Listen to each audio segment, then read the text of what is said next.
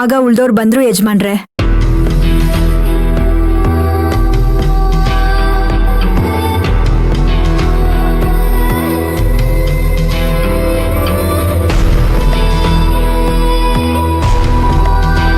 ಅಷ್ಟೊತ್ತಲ್ಲಿ ನೀನು ಮಲ್ಕೊಳ್ದೆ ಬಾಗ್ಲತ್ರ ಏನ್ ಮಾಡ್ತಿದ್ದೆ?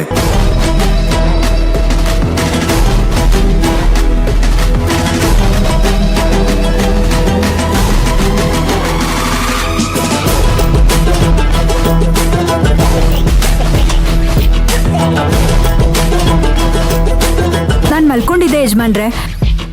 ಬಾಯಾರಿಕೆ ಆಯ್ತು. ನೀರ್ ಕುಡಿಯೋಣ ಅಂತ ಎದ್ದಾಗ ಕಳ್ಳನ್ ನೋಡ್ದೆ. ಆಗ ನಾನು ಕೂಗಿದ್ದು.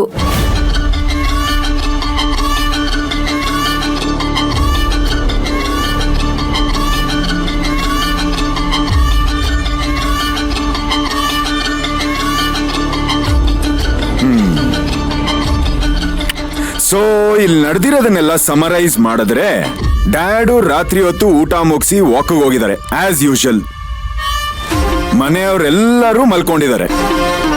ಅದೇ ಟೈಮ್ಗೆ ಗೋವಿಂದನು ಮನೇಲಿಲ್ಲ. ನೀನು ಮಲ್ಕೊಂಡಿದ್ದೆ.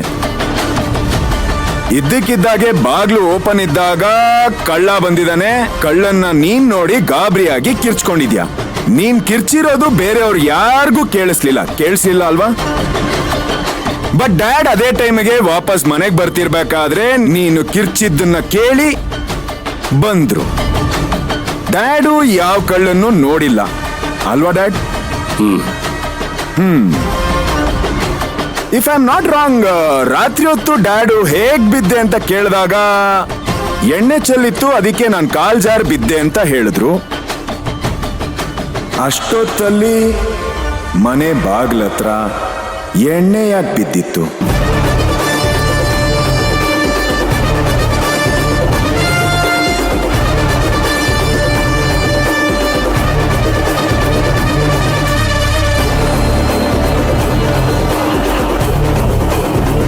ಹೌದಲ್ವಾ?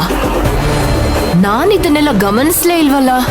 ಅಯ್ಯೋ ಮದರ್ ಇಂಡಿಯಾ, ನೀವ್ ಈ ಮನೇಲಿ ಗಮನಿಸೋ ವಿಚಾರಗಳೇ ಬೇರೆ ಬಿಡಿ. ಅದೆಲ್ಲ ಇವಾಗ ಯಾಕೆ? ನೀವು ಹೇಳಿ, ಅಷ್ಟೊತ್ತಲ್ಲಿ ಮನೆ ಬಾಗ್ಲತ್ರ ಎಣ್ಣೆ ಯಾರು ಚೆಲ್ಲಿತ್ತು?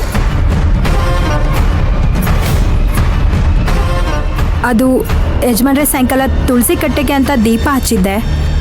ಅದೆತ್ತಿಡ್ಬೇಕಾದ್ರೆ ಕೈಯಿಂದ ಒಂದು ದೀಪ ಜಾರ್ ಬಿದ್ದೋಯ್ತು. ಒರೆಸೋಣ ಅನ್ಕೊಂಡೆ ಯಜಮಾನ್ರೆ. ಮಯೂರಿ ಅಕ್ಕ ಬೇರೆ ಮನೇಲಿ ಇಲ್ಲದೆ ಇರೋದ್ರಿಂದ ಒಂದಾದ್ಮೇಲೆ ಒಂದು ಕೆಲಸ ಇತ್ತು. ಅದ್ರ ಮಧ್ಯದಲ್ಲಿ ಮರ್ತೋಗ್ಬಿಟ್ಟೆ ಯಜಮಾನ್ರೆ.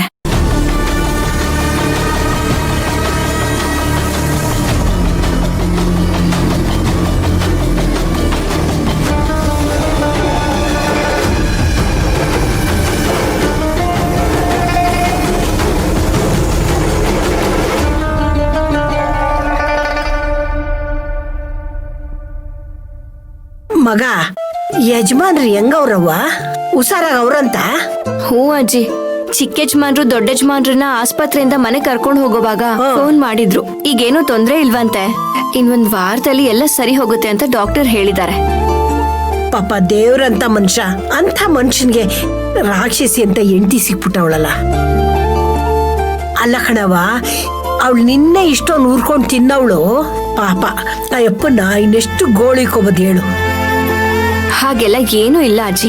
ಅವ್ರು ಜಗಳ ಆಡಿದ್ರು ಸ್ವಲ್ಪ ಹೊತ್ತಿಗೆಲ್ಲ ಸರಿ ಹೋಗ್ಬಿಡ್ತಾರೆ. ಅವ್ರು ಹೇಳೋ ಪ್ರಕಾರ ಅವ್ರು ಮುಂಚೆ ಎಲ್ಲ ಒಂದ್ಸಲಿನೂ ಜಗಳನೇ ಆಡಿರ್ಲಿಲ್ವಂತೆ. ನಾನ ಮನೆ ಕಾಲ್ ಇಟ್ಟಾದ್ಮೇಲೆನೆ ಅಂತೆ ಅವ್ರ ಮಧ್ಯೆ ಮನಸ್ತಾಪ ಜಗಳ ಎಲ್ಲ ಶುರುವಾಗಿತ್ತು. ಅಯ್ಯೋ ಶಿವ್ನೆ, ಇದ್ಯಾರು ನಂಬ ಮಾತೇನವ? ಅಲ್ಲ, ಯಾರು ನಿಂಗೆ ಎಷ್ಟೇ ಕಷ್ಟ ಕೊಟ್ರು ನೀನ್ ಎಲ್ರಿಗೂ ಒಳ್ಳೇದ್ ಬಯಸ್ತೀಯ. ಅಂತದ್ರಾಗೆ ನಿನ್ನಿಂದ ಜಗಳ ಆಯ್ತಿದೆ ಅಂದ್ರೆ ಯಾರು ನಂಬ್ತಾರೆ ಹೇಳು? ಎಲ್ಲ ಯಮ್ಮುಂದೆ ಕಿತಾಪತಿ, ಅದನ್ನ ನಿನ್ ಮೇಲೆ ಆಗ್ತಾವಳಷ್ಟೇ.